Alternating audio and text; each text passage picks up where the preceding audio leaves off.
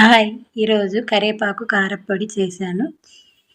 చాలా రుచిగా ఉంటుంది. ఇడ్లీలోకి, దోసల్లో కూడా తినొచ్చు. అన్నంలో కూడా కలుపుకోవచ్చు. వేడి వేడి అన్నంలో బాగుంటుంది.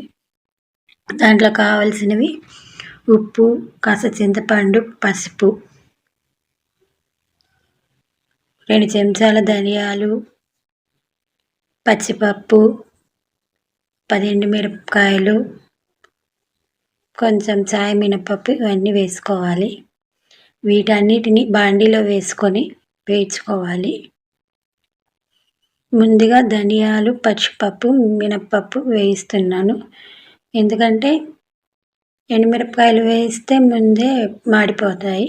అందుకని ఇట్లా వేయించుకోవాలి. డ్రై రోస్ట్ వేయించుకోవాలి. నూనె అవసరం లేదు. బాగా ఎర్రగా వేయించుకోవాలి. సిమ్లో వేయించుకుంటే మంచి టేస్ట్ వస్తుంది. ఇదిగోండి ఇలా వచ్చింది కలరు. తర్వాత ఎండుమిరపకాయలు వేసుకొని ఇలా కలుపుకోవాలి. వేసుకుంటే వెల్లుల్లి రెబ్బలు కూడా వేసుకోవచ్చు. ఇవన్నీ ఎర్రగా వేగాలి. ఎంత బాగా వేగితే అంత టేస్ట్ వస్తుంది. కాస్త జీలకర్ర వేసుకోవాలి. ఇదిగోండి ఇట్లా బాగా వేగిపోయినవి. దీంట్లో కొంచెం చింతపండు కొంచెం వేడి దాంట్లో ఉంచాను, కొంచెం టేస్ట్ కోసం.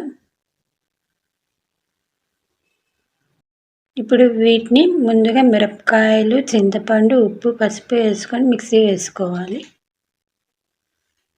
చింతపండు మెదగదు కాబట్టి ముందు ఇంతవరకు వేసుకోవాలి.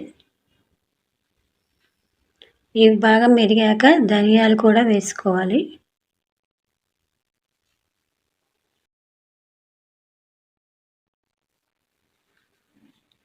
కరివేపాకుని మీ ఇష్టము, లైట్గా అయినా వేడి సెగ మీద వేయించుకోవచ్చు.